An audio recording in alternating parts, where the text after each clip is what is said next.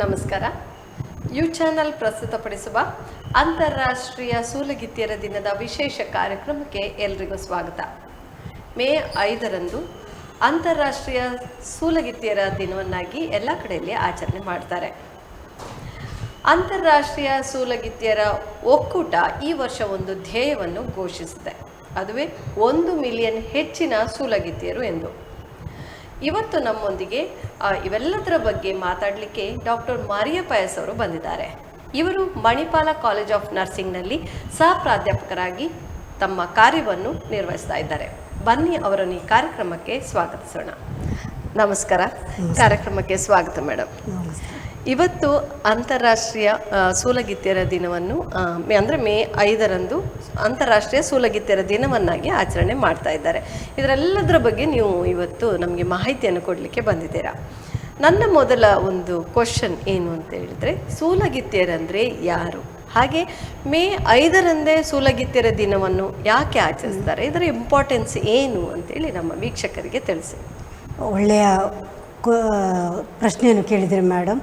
ಇವತ್ತಿನ ದಿನ ಪ್ರತಿಯೊಬ್ಬರಿಗೂ ಅತೀ ಪ್ರಮುಖವಾದ ದಿನ. ಸೂಲಗಿತ್ತಿಯವರೆಂದರೆ ಅವರ ಕಾರ್ಯ ಬಹಳ ಅಪಾರ.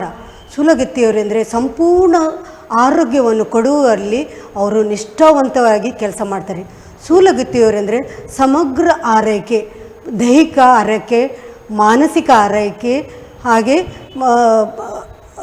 ಸ್ಪಿರಿಚುವಲ್ ಆರೈಕೆ, ಹಾಗೆ ಸೋಷಲ್ ಆರೈಕೆ, ಸಾಮಾಜಿಕ ಆರೈಕೆಯಲ್ಲಿ ಸೂಲಗಿತ್ತಿಯವರ ಪಾತ್ರ ವಿಭಿನ್ನವಾದದ್ದು. ಅವರು ಗರ್ಭಾವಸ್ಥೆಯಿಂದ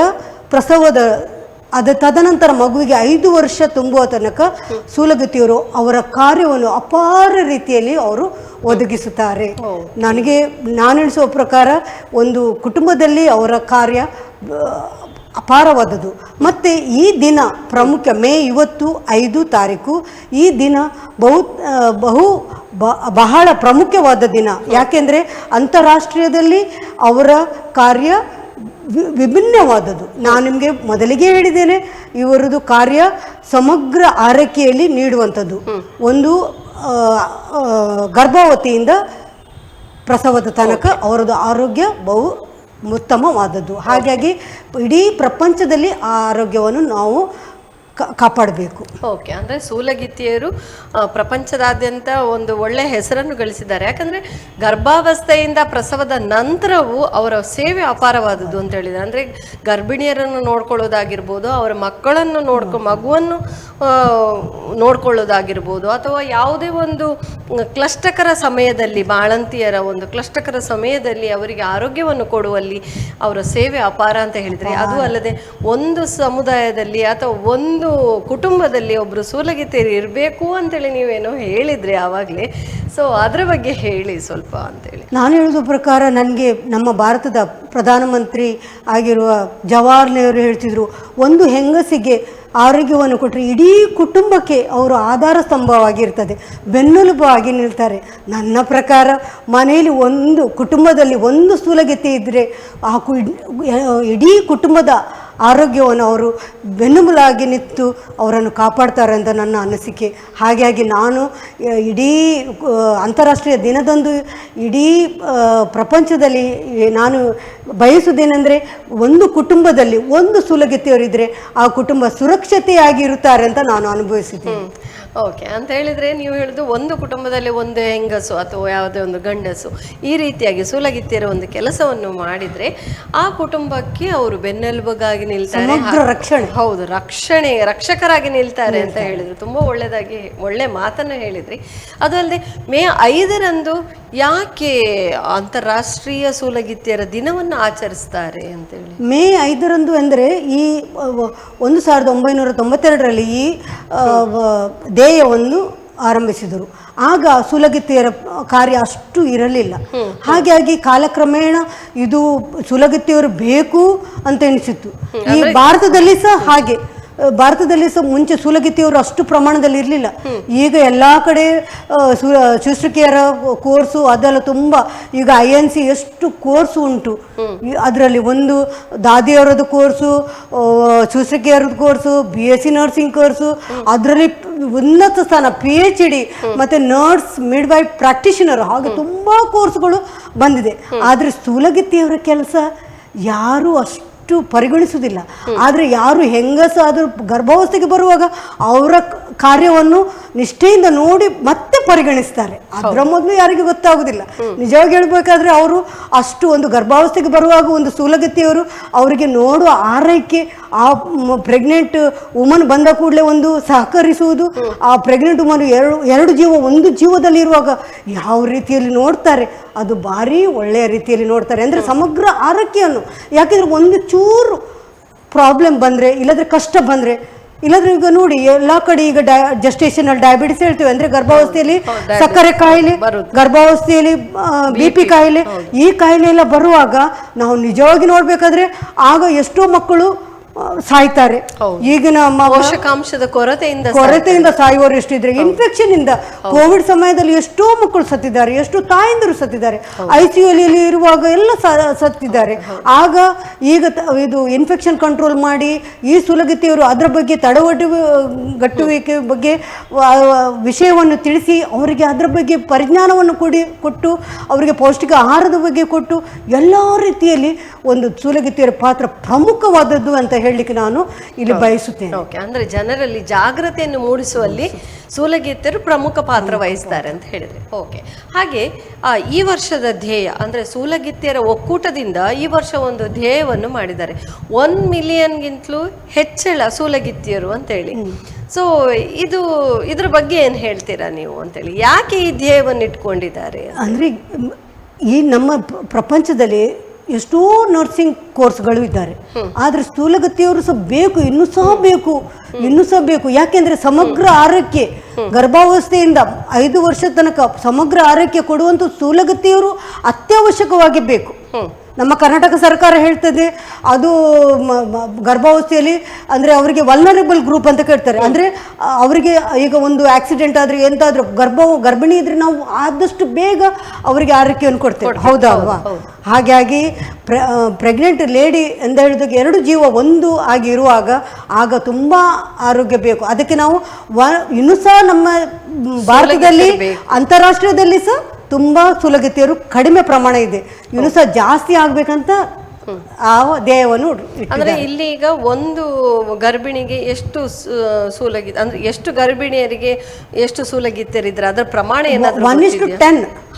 ಆದ್ರೆ ಅಷ್ಟು ಈಗ ಇಲ್ಲ. ಈಗ ಗರ್ಭಿಣಿಯವರು ತುಂಬಾ ತೀರಾ ಕಡಿಮೆ ಆಗ್ತಾ ಇದೆ, ಪ್ರಸವ ಸಹ ತುಂಬಾ ಕಡಿಮೆ. ಆದ್ರೆ ಸೂಲಗಿತ್ತಿಯವರು ಇದ್ದರೆ ಅದರ ಬಗ್ಗೆ 1:1 ಆದ್ರೂ ಸಹ ಒಳ್ಳೇದು ಅಂತ ಎಣಿಸ್ತೇನೆ ನಾನು. ಹೌದಾ? ಅಂದ್ರೆ ಒಂದು ಅಂದ್ರೆ ನಾರ್ಮಲ್ ಡೆಲಿವರಿ ಆದ್ರೆ ಅಲ್ಲಿ 1:3 ಇಲ್ಲಾದ್ರೆ 4, ಇಲ್ಲಾದ್ರೆ ಅವರು ಪ್ರಸವ ಆಗುವಾಗ ಇದು ಕ್ರಿಟಿಕಲ್ ಕೇರ್, ಇದು BP ಮತ್ತೆ ಡಯಾಬಿಟಿಸ್ ಇರುವಲ್ಲಿ 1:1 ಇದ್ರೆ ಅವರಿಗೆ ಎಲ್ಲ ಗರ್ಭಾವಸ್ಥೆಯಿಂದ ಡೆಲಿವರಿ ಆಗಿ ಅದರ ನಂತರ ಸಹ ಕೇರ್ ಮಾಡಲಿಕ್ಕೆ. ಈಗ ನೋಡಿ ಗರ್ಭಾವಸ್ಥೆಯಲ್ಲಿ ಇದು ಬ್ಲೀಡಿಂಗ್ ಬರ್ಬೋದು, BP ಬರ್ಬೋದು, ಮತ್ತೆ ಇನ್ಫೆಕ್ಷನ್ ಬರ್ಬೋದು, ಇಲ್ಲಾದ್ರೆ ಇಮ್ಯುನಾಲಜಿಕಲ್ ಡಿಸಾರ್ಡರ್ ಬರ್ಬೋದು, ಇಲ್ಲಾದ್ರೆ ಡಯಾಬಿಟಿಸ್ ಬರ್ಬೋದು, ಎಂಥ ಕಾಯಿಲೆ ಬರ್ಬೋದು.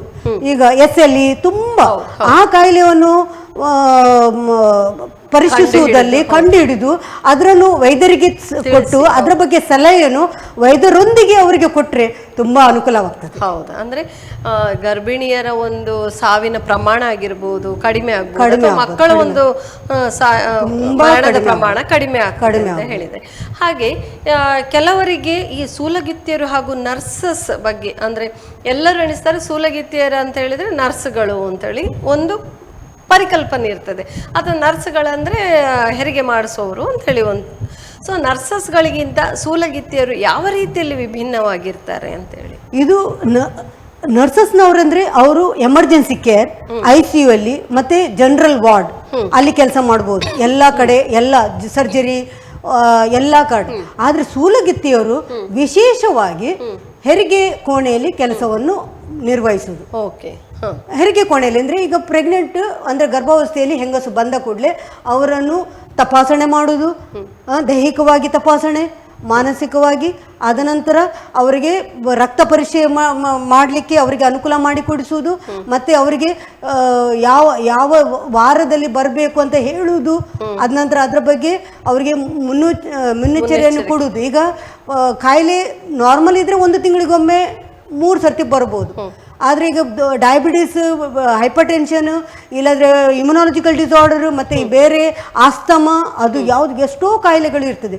ಆ ಕಾಯಿಲೆ ಇರುವಲ್ಲಿ ಅವರಿಗೆ ವಾರಕ್ಕೊಮ್ಮೆ ಕರೆಸಿ ಅವರಿಗೆ ಸ್ಕ್ಯಾನಿಂಗ್ ಮಾಡಿಸುವಲ್ಲಿ, ಮತ್ತು ಟೆಸ್ಟ್ ಮಾಡಿಸುವಲ್ಲಿ, ಮತ್ತು ಅದರ ಬಗ್ಗೆ ಆರೋಗ್ಯದ ಟಿಪ್ಪಣಿಯನ್ನು ಕೊಡುವುದರಲ್ಲಿ ಸೂಲಗಿತ್ತಿಯವರ ಪಾತ್ರ ವಿಭಿನ್ನವಾಗಿದೆ. ಅಂದರೆ ಈಗ ಕೆಲವರು ಹಾಸ್ಪಿಟ್ಲಿಗೆ ಬರಬೇಕಾದ್ರೆ ಫಿಸಿಕಲಿ ಏನಾದರೂ ಇದಿದ್ರೆ ಗೊತ್ತಾಗುತ್ತೆ ಅಲ್ವಾ, ಏನಾದರೂ ಗಾಯ ಆದರೆ ಅಥವಾ ಏನೇ ಒಂದು ತೊಂದರೆ ಇದ್ದರೆ ಗೊತ್ತಾಗ್ತದೆ. ಮೆಂಟಲಿ ಪ್ರಾಬ್ಲಮ್ಸ್ ಇದ್ದರೆ ಗೊತ್ತಾಗಲ್ಲ, ಕೆಲವರು ಹೇಳ್ಕೊಳ್ಳಲ್ಲ ಅಲ್ವಾ. ಅದೆಲ್ಲವನ್ನು ಹೊರಗೆ ತರಿಸಿ ಅವರ ಹತ್ರ ಒಂದು ಪ್ರತಿಯೊಂದು ದೇಹದ ಚೆಕಪ್ ಆಗಿರ್ಬೋದು, ಮಾನಸಿಕ ತಪಾಸಣೆ ಆಗಿರ್ಬೋದು, ಎಲ್ಲವನ್ನು ಮಾಡುವಂಥದ್ದು ಸೂಲಗಿತ್ತಿಯವರು. ಮತ್ತೆ ಈಗಿನ ಕಾಲದಲ್ಲಿ ಈಗ ಪೋಸ್ಟ್ ಪಾರ್ಟಮ್ ಡಿಪ್ರೆಷನ್ ಅಂತ ಹೇಳ್ತಾರೆ. ಅಂದರೆ ಅವರಿಗೆ ಮನಸ್ಸಿನಲ್ಲಿ ನೋವು ಇರ್ತದೆ. ಕೆಲವರಿಗೆ ಈಗ ಟೀನೇಜಲ್ಲಿ ಪ್ರೆಗ್ನೆನ್ಸಿ ನೀವು ಹೇಳಿದ ಪ್ರಕಾರ ಇರ್ತದೆ, ಅದನ್ನು ಈಗ ತುಂಬ ಪ್ರಮಾಣದಲ್ಲಿ ಇದ್ದಾರೆ. ಆದರೆ ಇದರಲ್ಲಿ ಸಹ ಸೂಲಗಿತ್ತಿಯವರು ಅದನ್ನು ಜಾಗೃತಿಯಲ್ಲಿ ನೋಡಿ ಅವರಿಗೆ ಟೆಸ್ಟ್ ಮಾಡಿಸಿ ಅವರಿಗೆ ಆದಷ್ಟು ಬೇಗ ತೆಗೆಯುವಂಥಲ್ಲಿ ಸಹ ಅದು ನಾರ್ಮಲ್ ಆಗಿ ಇದು ಮಾಡಲಿಕ್ಕೆ ನೋಡ್ತಾರೆ ಸೂಲಗಿತ್ತಿಯವರು. ಮತ್ತು ಅವರಿಗೆ ಡಿಪ್ರೆಷನ್ ಆಗದೆ ಈಗ ತುಂಬ 30% ತನಕ ಡಿಪ್ರೆಷನ್, ಪೋಸ್ಟ್ನೇಟಲ್ ಡಿಪ್ರೆಷನ್ಗೆ ಹೋಗ್ತಾರೆ. ಸಣ್ಣ ಸಣ್ಣ ವಿಷಯಕ್ಕೂ ಸೂಕ್ಷ್ಮವಾಗಿ ಸೂಲಗಿತ್ತಿಯವರು ಆ ಪ್ರಾಬ್ಲಮನ್ನು ಐಡೆಂಟಿಫೈ ಮಾಡಿ ಗಂಡನ ಹತ್ರ ಮಾತಾಡಿ ಮತ್ತು ಮನೆಯವರ ಹತ್ರ ಮಾತಾಡಿ ಅವರನ್ನು ಆ ಪ್ರಾಬ್ಲಮಿಂದ ತರಿಪಡಿಸ್ತಾರೆ. ಅಂದರೆ ಆ ಪ್ರಾಬ್ಲಮ್ ಇಂದ ಅವರನ್ನು ಹೊರಗೆ ತರಿಸುವಂತ ಕೆಲಸವನ್ನು ಸೂಲಗಿತ್ತಿಯವರು ಮಾಡ್ತಾರೆ. ಓಕೆ, ಅಂದ್ರೆ ಅವರಲ್ಲಿ ಯಾವ ರೀತಿಯ ಪ್ರಾಬ್ಲಮ್ಸ್ಗಳು ಇದೆ ಅನ್ನೋದನ್ನು ಸೂಕ್ಷ್ಮವಾಗಿ ನೋಡುವಂಥದ್ದು ಸಹ ಸೂಲಗಿತ್ತಿಯರು, ಅದಕ್ಕೆ ಪರಿಹಾರ ಕೊಡೋದು ಸಹ ಸೂಲಗಿತ್ತಿಯರು. ಅಂದರೆ ಅವರು ಆ ಟೈಮಲ್ಲಿ ಆ ಫ್ಯಾಮಿಲಿಯದು ಅಂದರೆ ಆ ಕುಟುಂಬದ ಸದಸ್ಯರಾಗಿ ಕೆಲಸ ಮಾಡ್ತಾರೆ. ಈಗ ಗರ್ಭಾವಸ್ಥೆಯಲ್ಲಿ ಈಗ ಹೆಂಗಸು ಬಂದ ಕೂಡಲೇ ನಾವು ಅವರಿಗೆ ಎಲ್ಲ ದೈಹಿಕವಾಗಿ ಮಾನಸಿಕವಾಗಿ ಟೆಸ್ಟ್ ಮಾಡಿ ಅವ್ರದ್ದು ರಕ್ತ ಪರೀಕ್ಷೆ ಮಾಡಿ ಇದು ಡೆಲಿವರಿ ಟೇಬಲಲ್ಲಿ ಮಲಗಿಸಿದ ನಂತರ ನೋವಿನ ಮಾತ್ರೆ ಕೊಟ್ಟು ನೋವನ್ನು ಕಡಿಮೆ ಮಾಡುವಲ್ಲಿ ಸಹ ಸೂಲಗಿತ್ತಿಯವರ ಕೆಲಸ ತುಂಬ. ಮಸಾಜ್ ಮಾಡೋದು, ಮತ್ತು ಅವರಿಗೆ ರಿಕ್ರಿಯೇಷನ್ ಥೆರಪಿಯಾಗಿ ಅವ್ರ ಹತ್ರ ಮಾತಾಡೋದು, ಅವರಿಗೆ ಸಾಫ್ಟ್ ಡಯಟನ್ನು ಕೊಡೋದು, ಮತ್ತು ಅವರನ್ನು ಬೆನ್ನು ಮಸಾಜ್ ಮಾಡೋದು. ನಾನು ಎಷ್ಟೋ ಪೇಷಂಟ್ಗೆ ಬೆನ್ನು ಮಸಾಜ್ ಮಾಡಿದ್ದೇನೆ, ಅವರಿಗೆ ಕೂತ್ಕೊಳಿಸಿದ್ದೇನೆ, ಅವರಿಗೆ ಸೊಂಟದಲ್ಲಿ ನೋವು ಬರುವಾಗ ಸೊಂಟವನ್ನು ಮಸಾಜ್ ಮಾಡಿದ್ದೇನೆ, ಅವ್ರ ಹತ್ರ ಮಾತಾಡಿದ್ದೇನೆ.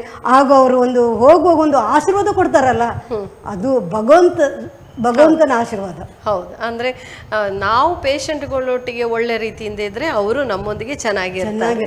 ಮತ್ತೆ ಎಂತ ಗೊತ್ತುಂಟವ ಮೇಡಮ್, ನಾವು ತಗೊಂಡು ಹೋಗುವಾಗ ಆಸ್ತಿಯನ್ನು ತಗೊಂಡು ಹೋಗ್ಲಿಕ್ಕೆ ಆಗುದಿಲ್ಲ, ಬಂದದ್ದು ಹೇಗೆ ಹೋಗುವಾಗ ಸಹ ಹಾಗೆ. ನಾವು ಸೂಲಗಿತ್ತಿಯವರು ಯಾರ್ದೋ ಮಗು ಇರಲಿ, ಅದು ನಮ್ಮ ಕೈಯಲ್ಲಿ ಇರುವಾಗ ಅದು ನಮ್ಮ ಮಗು. ಜಾತಿ ನೋಡ್ಲಿಕ್ಕಿಲ್ಲ, ಯಾವ ಜಾತಿ, ಇದು ಮುಸ್ಲಿಂ ಜಾತಿ, ಕನ್ನಡ ಜಾತಿ, ಇದು ಹಿಂದೂ, ಕೊಂಕಣಿಗ, ಯಾವುದು ಜಾತಿ ಅಲ್ಲ. ಆ ಮಗು ನನ್ನ ಹತ್ರ ಇರುವಾಗ ನನ್ನ ಮಗು. ಅದೊಂದು 3-4 ಗಂಟೆ ಇರುವಾಗ ಮಗುವಿಗೆ ಹೇಗೆ ಹಾಲು ಉಣಿಸುವುದು, ಆ ಮಗುವಿಗೆ ತಾಯಿಯ ಮಗ್ಗುಲಲ್ಲಿ ಯಾವಾಗ ಮಲಗಿಸುವುದು, ಅದು ನನ್ನ ಕರ್ತವ್ಯ. ಅದು ನಾನು ಎಣಿಸ್ತೇನೆ. ಆಗ ಸೂಲಗಿತ್ತಿಯವರು ಮಾಡುವ ಕೆಲಸ ಉಂಟಲ್ಲ, ಅಪಾರ. ಹೌದು. ಓಕೆ, ಇನ್ನು ಮುಂದೆ ಆಸ್ಪತ್ರೆಗಳಲ್ಲಿ ಈ ಸೂಲಗಿತ್ತಿಯರು ಯಾವ ರೀತಿಯ ಪಾತ್ರವನ್ನು ವಹಿಸ್ತಾರೆ ಅಂತೇಳಿ? ಆಸ್ಪತ್ರೆಯಲ್ಲಿ ಈಗ ಪೇಷಂಟ್ ಬರುವಾಗ OPD ಅಂತ ಹೇಳ್ತೇವೆ. ಆ OPDಯಲ್ಲಿ ಅವರದ್ದು ಫೈಲ್ ಎಂಟ್ರಿ ಆಗ್ತದೆ. ಎಂಟ್ರಿ ಆಗುವಾಗ ಅವರು ಬಂದು ಡಾಕ್ಟರ್ಸ್ನವರು ಮತ್ತು ಸೂಲಗಿತ್ತಿಯವರು ಅಲ್ಲಿ ಅವರ ಹಿಸ್ಟ್ರಿಯನ್ನು ನೋಡ್ತಾರೆ, ಅದರ ಬಗ್ಗೆ ಮಾತಾಡಿಸ್ತಾರೆ. ಅದ ನಂತರ ಅವರಿಗೆ ಹೇಳ್ತಾರೆ, ನೀವು ಮುಂದಿನ ವಾರದಲ್ಲಿ ಬನ್ನಿ, ಇಲ್ಲಾಂದರೆ ಮುಂದಿನ ತಿಂಗಳಲ್ಲಿ ಬನ್ನಿ ಅಂತ. ಇನಿಷಿಯಲ್ ಆದರೆ 1 ತಿಂಗಳಿಗೊಮ್ಮೆ 2 ಸರ್ತಿ ಆಗ್ತದೆ. ಆದ ನಂತರ ಅವರಿಗೆ ಆ ಡೇಟನ್ನೆಲ್ಲ ಮಾರ್ಕ್ ಮಾಡಿ ಅದನ್ನು ಬರೆದು ಕೊಟ್ಟು, ಇಂಥ ತಾರೀಕಿಗೆ ನೀವು ಬನ್ನಿ. ಮತ್ತು ಸರ್ಕಾರದಿಂದ ಬರುವ ಸೌಲಭ್ಯಗಳು, ವಾಹನ ಸೌಲಭ್ಯ ಎಲ್ಲ ಸಿಗ್ತದೆ. ಈಗ ಸರ್ಕಾರದಿಂದ ತುಂಬ ಸೌಲಭ್ಯಗಳು ಸಿಗ್ತದೆ. ಅಲ್ಲಿ ಫೈಲ್ ಎಂಟ್ರಿ ಮಾಡೋದು, ಮತ್ತು ಅವರಿಗೆ ಸ್ಕ್ಯಾನಿಂಗಿಗೆ ಪ್ರೊವಿಷನ್ ಮಾಡಿಕೊಡೋದು, ಮತ್ತು ತೊಂದರೆ ಇಲ್ಲದಿದ್ದರೆ ಹೇಳೋದು, ನಿಮಗೆ ತೊಂದರೆ ಇಲ್ಲ, ನೀವು ಎಲ್ಲ ರೀತಿಯಲ್ಲಿ ನೀವು ಎಲ್ಲ ಉಂಟು, ಮತ್ತು ನೀವು ಪೌಷ್ಟಿಕ ಆಹಾರವನ್ನು ತಗೊಳ್ಬೇಕು. ಈಗಿನ ಎಷ್ಟೋ ತಾಯಂದಿರು ಬೇರೆ ಮಕ್ಕಳಿಗೆಲ್ಲ ನೋಡ್ತಾರೆ, ಈ ತಮಗೆ ಆಹಾರವನ್ನು ತಗೊಳ್ಳೋದ್ರಲ್ಲಿ ಮರೆಯುತ್ತಾರೆ. ಮೊನ್ನೆಷ್ಟಿಗೆ ನೀವು ನೋಡಿದ್ರಲ್ಲ, ಒಂದು ಮಗು 4 ವರ್ಷದ ಮಗುವನ್ನು ಅಪ್ಪಿಕೊಂಡು ಇದು ಎಷ್ಟು ಒಂದು ತಾಯಿ ಅಂದರೆ ಹೆರಿಗೆ ಆಗುವ ಮೊದಲು ಹೆರಿಗೆ ಆದ ನಂತರ 5 ವರ್ಷ ತನಕ ತನ್ನ ಮಡಿಲಲ್ಲಿ ಹೇಗೆ ಕಾಪಾಡ್ಕೊಳ್ತಾರೆ ಅಂತ ಮೊನ್ನೆ ಒಂದು ಇನ್ಸಿಡೆನ್ಸ್ ನಿಮಗೆ ಗೊತ್ತುಂಟಲ್ಲ ಮೇಡಮ್. ನಮ್ಮ ಆರೋಗ್ಯದ ಬಗ್ಗೆ ನಾವು ಕಾಳಜಿ ವಹಿಸೋದಿಲ್ಲ, ಮಕ್ಕಳ ಆರೋಗ್ಯದ ಬಗ್ಗೆ ಜಾಸ್ತಿ ತುಂಬಾ ಕಾಳಜಿ ವಹಿಸ್ತಾರೆ. ಹಾಗೆ ಅವರು ಈ ಅವಾಗ ಲೇಬರ್ ರೂಮಲ್ಲಿ ನೀವು ಅವಾಗಲೇ ಹೇಳಿದ್ರಿ, ಹೀಗೆ ಮಾತಾಡಬೇಕಾದ್ರೆ ಹೇಳಿದ್ರಿ, ಲೇಬರ್ ರೂಮಲ್ಲಿ ಸ್ಟೆರಿಲೈಸೇಷನ್ ಮಾಡುವಂಥದ್ದು, ಸ್ವಚ್ಛತೆಯನ್ನು ಕಾಪಾಡೋದೆಲ್ಲ ಮಾಡ್ತಾರೆ, ಅದ್ರ ಬಗ್ಗೆ ಹೇಳಿ. ನಾವಂದರೆ ಒಂದು ಪೇಷಂಟ್ ಬರುವ ಮೊದಲು ಲೇಬರ್ ರೂಮನ್ನು ಕ್ಲೀನಾಗಿ ಕಾರ್ಬಲೈಸ್ ಮಾಡ್ತೇವೆ, ಚೆಂದ ಮಾಡಿ ಇಡ್ತೇವೆ. ಟೇಬಲನ್ನು ಸಹ ಅದರಲ್ಲಿ ಅದು ಮೇಳು ಕೀಳು ಎಲ್ಲ ಇಲ್ಲ, ಎಲ್ಲ ಯೂನಿಟ್, ಒಂದು ಯೂನಿಟ್ ಚೆಂದವಾಗಿ ಸುರಕ್ಷಿತವಾಗಿದ್ದರೆ ತಾಯಿ ಮತ್ತು ಮಗು ಸುರಕ್ಷಿತ ಅಂತ ಅರ್ಥ. ಈಗ ನಾವು ನೋಡಿ ಎಲ್ಲ ಕಾಯಿಲೆ ಬರೋದು ಈ ಕೈಯಿಂದ. ನಮ್ಮ ಸುರಕ್ಷಿತವಾದ ಕೈ ಇದ್ದರೆ ಮಗುವಿಗೆ ಸಹ ಒಳ್ಳೆಯದು, ತಾಯಿಗೆ ಸಹ ಒಳ್ಳೆಯದು. ಹಾಗಾಗಿ ಸುರಕ್ಷಿತ ಉಪಕರಣ, ಸುರಕ್ಷಿತ ಎಲ್ಲವನ್ನು ತಾಯಿ ಬರುವ ಮೊದಲು ಸೂಲಗಿತ್ತಿಯವರು ಎಲ್ಲವನ್ನು ನೋಡಬೇಕು. ಆ ಇನ್ಸ್ಟ್ರೂಮೆಂಟ್ ಅಂದರೆ ಈಗ ಎಮರ್ಜೆನ್ಸಿಯಾಗಿ ಪೇಷಂಟ್ ಬಂದ ಕೂಡಲೇ ಅವರಿಗೆ ಸಿಸರಿನ್ಗೆ ಕರ್ಕೊಂಡು ಹೋಗ್ಲಿಕ್ಕೆ ಇರ್ಬೋದು, ಬ್ಲೀಡಿಂಗ್ ಇರ್ಬೋದು. ಆಗ ನಾವೆಂತ ಮಾಡಬೇಕು, ಪೇಷಂಟನ್ನು ರಿಸೀವ್ ಮಾಡಬೇಕು, ಪೇಷಂಟ್ ಹಿಸ್ಟ್ರಿ ಎಲ್ಲ ತಗೊಂಡು ಪೇಷಂಟು ಹೇಗೆ ಇದ್ದಾರೆ ಅಂತ ನೋಡಿ ಅದಕ್ಕೆ ಸರಿ ರೀತಿಯಲ್ಲಿ ನೋಡಿ ಅದಕ್ಕೆ ಚೆಕಪ್ ಮಾಡಿಸಿ, ಅಲ್ಟ್ರಾಸೌಂಡ್ ಈಗ ಪೋರ್ಟೇಬಲ್ ಅಲ್ಟ್ರಾಸೌಂಡಿಂದ ಚೆಕಪ್ ಮಾಡಿಸಿ ಸಿಸರಿನ್ ಬೇಕಂತ ವೈದ್ಯಕೀಯ ಸಲಹೆಯನ್ನು ತಗೊಂಡು ಪೇಷಂಟಿಗೆ ರೀಅಶ್ಯೂರೆನ್ಸ್ ಮಾಡೋದು, ಅವರ ಬಗ್ಗೆ ಮಾತಾಡೋದು. ನೀವು ಹೇಗೂ ಗಾಬರಿ ಆಗಬೇಡಿ, ಫ್ಯಾಮಿಲಿಯವರು ಹೊರಗೆ ಇದ್ದರೆ ಸಹ ನಾವು ಇದ್ದೇವೆ ಅಂತ. ಪಾಶ್ಚಿಮಾತ್ಯ ದೇಶದಲ್ಲಿ ಗಂಡ ಇರ್ತಾರೆ, ಇಲ್ಲಿ ನಮ್ಮ ಇಂಡಿಯಾದಲ್ಲಿ ಆ ಪ್ರೊವಿಷನ್ ಇಲ್ಲ. ಆಗ ನಾವೇ ಎಲ್ಲ ರೀತಿಯಲ್ಲಿ ನಾವು ತಾಯಿ ತಂದೆ ಗಂಡ ಎಲ್ಲ ಆಗಿ ಪ್ರೆಗ್ನೆಂಟ್ ವುಮನ್ ಅನ್ನು ಒಳ್ಳೆ ರೀತಿಯಲ್ಲಿ ಫ್ಯಾಮಿಲಿ ಮೆಂಬರ್ ಆಗಿ ನಾವು ನೋಡ್ತೇವೆ. ಓಕೆ. ಹಾಗೆ ಡೆಲಿವರಿ ಆದ ನಂತರ ಆ ಮಗುವನ್ನು ಒಂದು ಸ್ವಚ್ಛ ಬಟ್ಟೆಯಲ್ಲಿ ರ್ಯಾಪ್ ಮಾಡಿಸಿ ವಾರ್ಮರ್ ಕೆಳಗಡೆ ಇಟ್ಟು ಮಗುವಿಗೆ ಎಲ್ಲ ರೀತಿಯಲ್ಲಿ ಶ್ವಾಸಕೋಶ ಎಲ್ಲ ತೊಂದರೆ ಉಂಟಾ ಎಲ್ಲ ನೋಡಿ ನಾವು ಮತ್ತೆ ಅರ್ಧ ಗಂಟೆ ಒಳಗೆ ಮಗುವಿಗೆ ಎದೆ ಹಾಲನ್ನು ನಾವು ಕುಡಿಸ್ತೇವೆ. ಹೌದು, ಅರ್ಧ ಗಂಟೆಯಿಂದ 1 ಗಂಟೆ, ಜಾಸ್ತಿ ಅಂದ್ರೆ 1 ಗಂಟೆ, ಅದರ ನಂತರ ನಾವು ಇಡಿಸಿಲ್ಲ, ಎದೆ ಹಾಲನ್ನು ಕುಡಿಸ್ತೇವೆ. ಆದ್ರೆ ನಾವು 37 ವಾರದಲ್ಲಿ ಎದೆ ಹಾಲನ್ನು ಹೇಗೆ ಕೊಡುವುದು, ಮೊಲೆ ತೊಟ್ಟು ಹೇಗೆ ಇಡಬೇಕು, ಅದು ಈಗ ಇದು ಮೊಲೆ ತೊಟ್ಟಲ್ಲಿ 4 ವಿಧ ಉಂಟು. ಇಂಗ್ಲಿಷಲ್ಲಿ ಹೇಳುವುದಾದ್ರೆ flat nipple, crack nipple, inverted nipple ಮತ್ತೆ ಇರೆಕ್ಟ್ ನಿಪ್ಪಲ್. ಆ ಇರೆಕ್ಟ್ ನಿಪ್ಪಲ್ ಒಳ್ಳೆಯದು. ಈಗ ಮೊಲೆ ತೊಟ್ಟು ಒಳ್ಳೆದಿದ್ದರೆ ಅದನ್ನು ಮಗುವಿಗೆ ಚೂಪ್ಲಿಕ್ಕೆ ಸಹಾಯವಾಗುತ್ತದೆ. ಆಗ ನಾವು ತಾಯಿ ಗರ್ಭಾವಸ್ಥೆಯಲ್ಲಿ ನಾವು ಹೇಳ್ತೇವೆ, ಮೊಲೆ ತೊಟ್ಟನ್ನು ನೋಡಿ ಅಮ್ಮ, ನೀವು ಮೊಲೆ ತೊಟ್ಟು ಚಿಕ್ಕದಿದ್ರೆ ಅದನ್ನು ಎಳೆದು ಇದು ಮಾಡಿ, ಮತ್ತೆ ಯಾವ ಎಣ್ಣೆ ಅದು ಎಂತ ಹಾಕಬೇಡಿ, ನೀವೇ ನಿಮ್ಮ ಕೈಯಲ್ಲಿ ಇದು ಮಾಡಿ, ಮತ್ತೆ ಒಳ್ಳೆ ರೀತಿಯಲ್ಲಿ ಕಾಟನ್ ಬ್ರಾನು ಧರಿಸಿ ಅಂತ ಹೇಳ್ತೇವೆ. ಅಂದ್ರೆ ಮಗುವಿಗೆ ತಾಯಿಯ ಹಾಲು ಇಂಪಾರ್ಟೆಂಟ್ ಅಂತ ಹೇಳ್ತಾರೆ. ಕೆಲವರು ಏನ್ ಮಾಡ್ತಾರೆ, ಅದಕ್ಕೂ ಸಕ್ ಮಾಡ್ಲಿಕ್ಕೆ ಆಗುದಿಲ್ಲ ಹೇಳಿ ಅಲ್ಲೇ ಬಿಟ್ಬಿಡ್ತಾರೆ, ಆಮೇಲೆ ಬಾಟಲ್ ಹಾಲಿಗೆ ಮೊರೆ ಹೋಗ್ತಾರೆ. ಸೊ ಅದ ಮಾಡಬಾರ್ದು ಅಂತ ಹೇಳುವುದಕ್ಕಾಗಿ ಮಿಡ್ ವೈಫ್ಸ್ಗಳು ಎಲ್ಲ ರೀತಿಯ ಒಂದು ತರಬೇತಿಯನ್ನು ಪಡೆದು ಅವರಿಗೂ ಅದನ್ನು ವಿವರಿಸ್ತಾರೆ ಅಲ್ವಾ.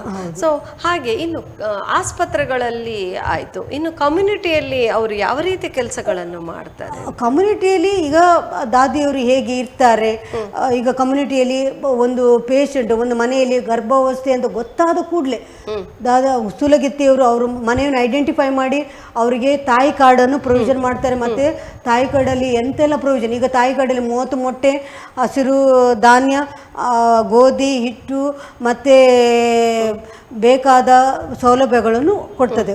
ಮತ್ತು ಪುಷ್ಟಿ ಆಹಾರವನ್ನು, ಪೌಷ್ಟಿಕ ಆಹಾರ, ಪುಷ್ಟಿ ಆಹಾರ ಅಂದರೆ ಪೌಷ್ಟಿಕ ಆಹಾರ, ಅದರಲ್ಲಿ ಎಲ್ಲ ರೀತಿಯ ದವಸ ಧಾನ್ಯಗಳ ಪೌಷ್ಟಿಕ ಆಹಾರ ಇರ್ತಾರೆ, ಅಂದರೆ ಮನ್ನಾ ಹಾಗೆ ಅದನ್ನು ತಾಯಿ ಕಾರ್ಡಲ್ಲಿ ಅವರಿಗೆ ಒದಗಿಸುವಂತೆ ಮಾಡ್ತಾರೆ.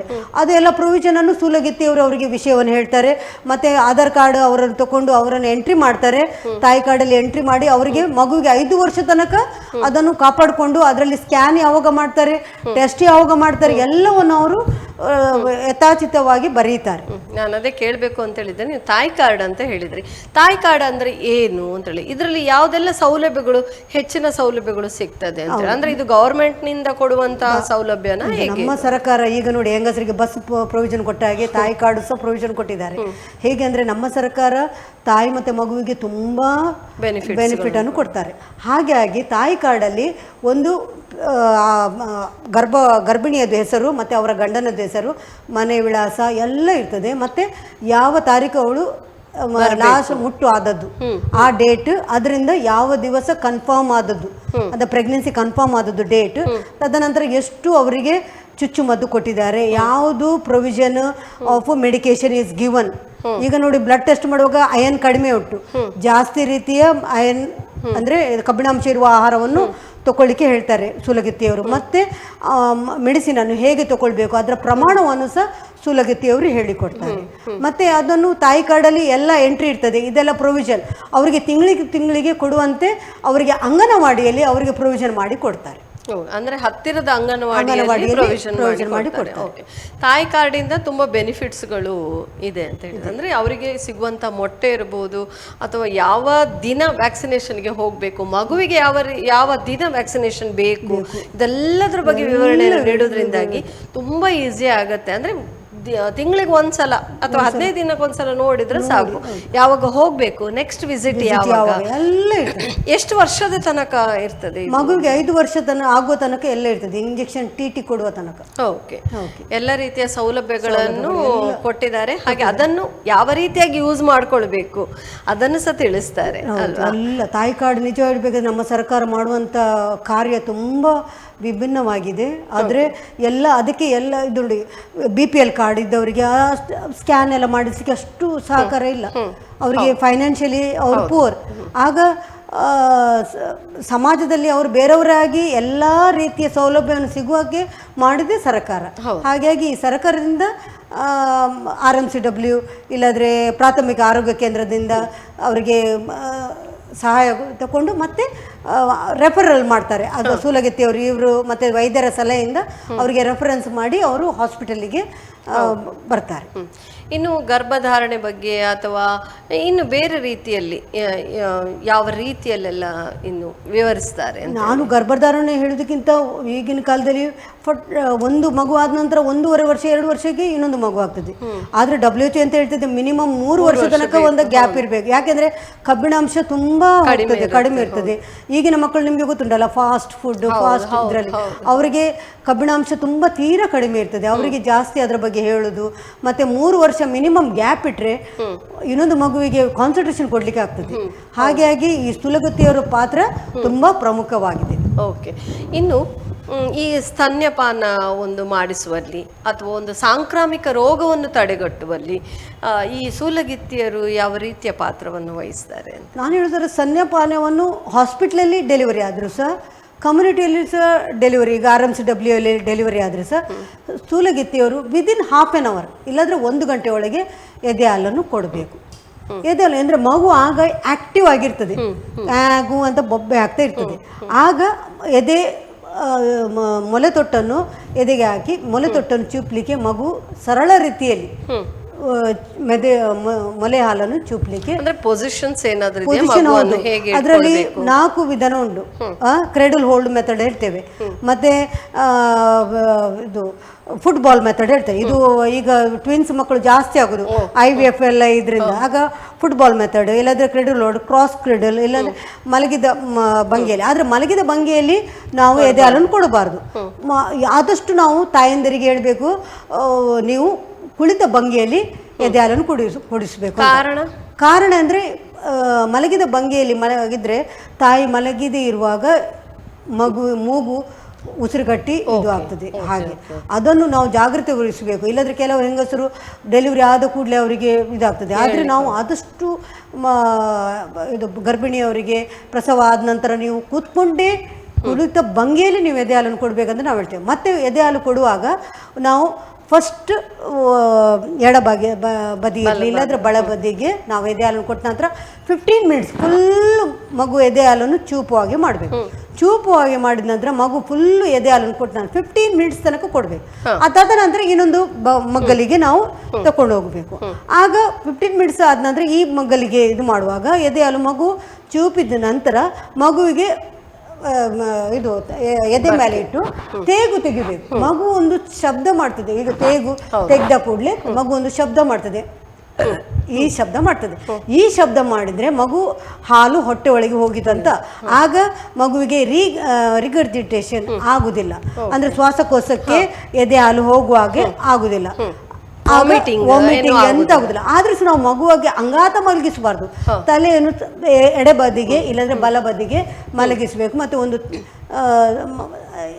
ಸಣ್ಣ ತುಣುಕು ಬಟ್ಟೆಯಿಂದ ಸ್ವಲ್ಪ ತಲೆ ಭಾಗದಲ್ಲಿ ಸ್ವಲ್ಪ ಸಪೋರ್ಟ್ ಮಾಡಿ ಇಡಬೇಕು. ಓಕೆ. ಇನ್ನು ಕೆಲವೊಮ್ಮೆ ಈ ಸಣ್ಣ ಮಕ್ಕಳಿಗೆ ಗ್ಯಾಸ್ಟ್ರಿಕ್ ಅಂತ ಹೇಳ್ತಾರೆ, ಒಂದೊಂದ್ಸಲ ಹೊಟ್ಟೆ ನೋವಿಂದ ಅಳುದಾಗಿರ್ಬೋದು, ಇದೆಲ್ಲ ಮಾಡ್ತಾರೆ. ಅದರ ಬಗ್ಗೆನೂ ಎಲ್ಲ ಮಾಹಿತಿಯನ್ನು ಕೊಡ್ತಾರ ಸೂಲಗಿತ್ತಿಯರು ತಾಯಂದರಿಗೆ? ಹೌದು, ಅಂದ್ರೆ ಈಗಿನ ಕಾಲದಲ್ಲಿ ಇದು ಉಡುವಯಿಸ್ಕೊಡಿ ಅಂತೆಲ್ಲ ಹೇಳ್ತಾರೆ, ಅದೆಲ್ಲ ಯಾವುದು ಕೊಡಬಾರ್ದು. ಅಂದ್ರೆ ಹಿಂದೆ ಎಲ್ಲ ಇಲ್ಲ, ನಾವೆಂತ ಮಾಡಬೇಕು, ಮಗುವನ್ನು ಆದಷ್ಟು ತೆಗಿಸಿ ಸ್ವಲ್ಪ ಸಮಯ ಇಟ್ಕೊಂಡು ಮತ್ತೆ ತುಂಬಾ ಇದಾದ್ರೆ ತಲೆದಿಂಬಿನ ಮೇಲೆ ಸ್ವಲ್ಪ ಅಂಗಾತ ಮಲಗಿಸಿದ್ರೆ ಮಗುವಿನ ಹೊಟ್ಟೆ ನೋವು ಕಡಿಮೆ ಆಗ್ತದೆ. ಇಲ್ಲದ್ರೆ ಮಗುವಿಗೆ ಬೇರೆ ಆಹಾರವನ್ನು ಕೊಡಲೇಬಾರ್ದು. ಕೆಲವರೆಲ್ಲ ಜೇನುತುಪ್ಪ ಅದೆಲ್ಲ, ನೀರು ಸಹ ಕೊಡಲೇಬಾರ್ದು. 6 ತಿಂಗಳ ತನಕ ಮಗುವಿಗೆ ಎದೆ ಹಾಲು ಬಿಟ್ಟು ಬೇರೆ ಹಾಲನ್ನೇ ಕೊಡಬಾರ್ದು ಮೇಡಮ್. ಅಂದ್ರೆ ಈಗ ಹುಟ್ಟಿದ ತಕ್ಷಣ 3 ದಿವಸದ ತನಕ ಎದೆ ಹಾಲು ಬರುದಿಲ್ಲ. ಎಲ್ಲ ತಾಯಿ ಹೇಳ್ತಾರೆ ನನಗೆ ಎದೆ ಹಾಲು ಇಲ್ಲ, ಎದೆ ಹಾಲು. ಆದ್ರೆ ಅದು ಕೊಲೆಸ್ಟ್ರಾಲ್ ಅಂತ ಒಂದು ಬರ್ತದೆ, ಅದು ಒಂದು 5 ml ಆದ್ರೂ ಸಹ ಒಂದು ತುಂಬಾ ಪೌಷ್ಟಿಕ ಆಹಾರವನ್ನು ಹೊಂದಿಕೊಂಡಿದೆ ಕೊಲೆಸ್ಟ್ರಾಲ್. ಅದರಲ್ಲಿ ರೋಗ ನಿರೋಧಕ ಶಕ್ತಿ ಇದೆ. ಆ ಶಕ್ತಿಯಿಂದ ಮಗು ಎಷ್ಟು ಕೊಲೆಸ್ಟ್ರಾಲ್ ಇಷ್ಟು ಆದ್ರೂ ಪರವಾಗಿಲ್ಲ, 2 ml 1 ml ಆದ್ರೂ ಪರವಾಗಿಲ್ಲ, ಅಷ್ಟು ಶಕ್ತಿ ಉಂಟು. ಅದಕ್ಕೆ ಮಗು ತಮ್ಮ 3 ದಿವಸಕ್ಕೆ ಅದು ತೂಕ ಕಡಿಮೆ ಆಗ್ತದೆ. ಆಗ ಕೆಲವರು ನನ್ನ ಮಗು 2200 ಇತ್ತು, 2300 ಇತ್ತು, ಇವತ್ತು 30 ಗ್ರಾಮ್ ಕಡಿಮೆ ಆಗಿದೆ. ಹೌದು, ಅವ್ರಿಗೆ ಹೇಳ್ಬೇಕು, ಹೌದು ಕಡಿಮೆ ಆಗಿದೆ, ಹೌದು. ಅದ ನಂತರ ಒಂದು 10 ದಿವಸ ನಂತರ ತೂಕ ಜಾಸ್ತಿ ಆಗ್ತದೆ. ಅಷ್ಟೊತ್ತರಿಗೆ ಈ ಕೊಲೆಸ್ಟ್ರಾಲ್ 3 ml ಇರಲಿ 2 ml ಇರಲಿ ಅಷ್ಟು ರೋಗ ನಿರೋಧಕ ಶಕ್ತಿಯನ್ನು ಹೊಂದಿಕೊಂಡು ಅದನ್ನು ಕೊಡ್ಬೇಕು. ಕೆಲವರು ಮುಂಚಿನ ಕಾಲದಲ್ಲಿ ಎಲ್ಲ ಅದನ್ನು ತೆಗೆದು ಬಿಸಾಡ್ತಿದ್ರು. ನಾನು ಎಲ್ಲ ತಾಯಂದರಿಗೆ ಹೇಳುದು, ಎದೆ ಹಾಲನ್ನು ಕೊಡಬೇಕು, ಕೊಲೆಸ್ಟ್ರಾಲ್ ಅನ್ನು ಕೊಡಬೇಕು, ಮತ್ತೆ ಮಗುವಿಗೆ ತೆಗಿಸಿ ಒಳ್ಳೆ ರೀತಿಯಲ್ಲಿ ಮಗುವಿಗೆ ಇದು ಮಾಡಿ. ಮತ್ತೆ ಮಗುವಿಗೆ ಈಗ ವಿಪರೀತ ಸೆಕೆ ಅಲ್ಲ ಮೇಡಮ್, ಕಾಟನ್ ಬಟ್ಟೆಯನ್ನು ಧರಿಸ್ಲಿಕ್ಕೆ ಹೇಳಿದ್ವಿ. ನೈಲಾನ್ ಬಟ್ಟೆ ಅಲ್ಲ, ಕಾಟನ್ ಬಟ್ಟೆನ ಹಾಕಿ ಅದನ್ನು ಡೆಟ್ಟೋಲಲ್ಲಿ ಒಳ್ಳೆ ಮಾಡಿ ತೊಳೆದು ಒಳ್ಳೆ ಮಾಡಿ ಒಣಗಿಸಿ ಮತ್ತೆ ಅದನ್ನು ಮಡಚಿ ಯಾವಾಗಲೂ. ಈಗ ನೋಡಿ ಕೆಲವೊಮ್ಮೆ ಹೇಳ್ತಾರೆ ನನ್ನ ಮಗು ಈಗ ಎದೆ ಹಾಲು ಕೊಟ್ಟದಷ್ಟೇ ಮಗು ಎದೆ ಕೂಗ್ತದೆ. ಮಗು ಎದೆ ಹಾಲಿಗೋಸ್ಕರ ಕೂಗುದಿಲ್ಲ, ಮಗು ಉಚ್ಚೆ ಒಯ್ದಿದೆ. ಆಗ ನಾವು ಅದನ್ನು ಉಚ್ಚೆಯನ್ನು ಕ್ಲೀನ್ ಮಾಡಿ ಮಲವನ್ನು ಕ್ಲೀನ್ ಮಾಡಿ ಪುನಃ ಮಗುವನ್ನು ಮಲಗಿಸಿದ್ರೆ ಒಳ್ಳೆ ರೀತಿಯಲ್ಲಿ 2 ಗಂಟೆಗೊಮ್ಮೆ ಒಳ್ಳೆ ಮಲಗ್ತದೆ. 2 ಗಂಟೆ ಆದ ನಂತರ ನಾವು ಪುನಃ ಎದೆ ಹಾಲನ್ನು ಕೊಡಬೇಕು. ಓಕೆ, ತುಂಬ ಚೆನ್ನಾಗಿ ಹೇಳಿದ್ರಿ. ಅಂದರೆ ಮಗುವನ್ನು ಯಾವ ರೀತಿ ಸೂಲಗಿತ್ತಿಯರು ನೋಡ್ಕೊಳ್ತಾರೆ, ತಾಯಂದಿರನ್ನು ಅದೇ ರೀತಿಯಲ್ಲಿ ನೋಡ್ಕೊಳ್ತಾರೆ ಅಂತೇಳಿ ಹೇಳಿದ್ರಿ. ಹಾಗೆ ನಮ್ಮ ಈ ಕೊನೆಯ ಒಂದು ಸೆಷನ್ಗೆ ಬರೋದಾದರೆ ನೀವು ನಮ್ಮ ಒಂದು ವೀಕ್ಷಕರಿಗೆ ಏನಾದರೂ ಒಂದು ಸಂದೇಶವನ್ನು ಕೊಡಬೇಕು ಅಂತ ಹೇಳಿದರೆ ಏನು ಹೇಳ್ತೀರಾ? ನಾನು ವೀಕ್ಷಕರಿಗೆ ಹೇಳುದು, ಕುಟುಂಬದಲ್ಲಿ ಒಂದು ಸ್ಥೂಲಗತ್ತಿಯರು ಇರಬೇಕು. ಮತ್ತೆ ಒಂದು ಸೂಲಗಿತ್ತಿಯರಿದ್ರೆ ಇಡೀ ಕುಟುಂಬದ ರಕ್ಷಣೆಯನ್ನು ಅವರು ಬೆನ್ನೆಲುಬಾಗಿ ತಗೊಳ್ತಾರೆ. ಮತ್ತು ಸೂಲಗಿತ್ತಿಯರು ಮಾಡುವ ಕೆಲಸ ಉಂಟಲ್ಲ, ಯಾರೂ ಮಾಡಲಿಕ್ಕೆ ಸಾಧ್ಯ ಇಲ್ಲ, ಹೌದಲ್ವಾ? ಮುಂಚಿನ ಕಾಲದಲ್ಲಿ ಡಾಕ್ಟರ್ಸ್ನವರು ಇರೋದು ಪೇಷಂಟ್ ಹತ್ರ ಖಾಲಿ ಒಂದು ಅರ್ಧ ಗಂಟೆ ಇಲ್ಲದ್ರೆ 15 ನಿಮಿಷ. ಸೂಲಗಿತ್ತಿಯವರು 24 ಗಂಟೆ ಟರ್ನ್ ಓವರ್ ಆಗಿ ನಿಲ್ತಾರೆ, ಅವ್ರು ಮಾಡುವ ಕೆಲಸ.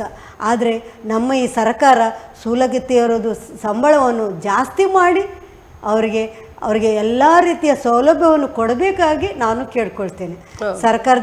ಸರ್ಕಾರವೇ ನಮ್ಮದು, ನಮ್ಮಿಂದ ಸರ್ಕಾರ. ಹಾಗಾಗಿ ಎಲ್ಲ ಸೂಲಗಿತ್ತಿಯವರಿಗೆ ಎಲ್ಲ ರೀತಿಯ ಸವಲತ್ತುವನ್ನು ಸಿಗಬೇಕು.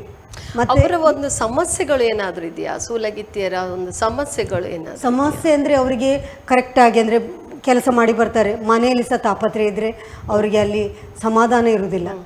ಆಗ ಅವರಿಗೆ ಮೋಟಿವೇಶನಲ್ ಕೋರ್ಸು ಇಲ್ಲಾಂದರೆ ಹೈಯರ್ ಎಜುಕೇಷನ್ ಕೋರ್ಸ್ ಎಲ್ಲ ಕೊಟ್ಟರೆ ಅವರಿಗೆ ಸಹ ಪ್ರಪಂಚದಲ್ಲಿ ಮೇಲೆ ಬರ್ಬೋದು. ನಾವು ಸಹ ಒಂದು ಲೇಬರ್ ರೂಮಲ್ಲಿ ನಾವು 7.5 ವರ್ಷ ತನಕ ಕೆಲಸ ಮಾಡಿದ್ದೇವೆ.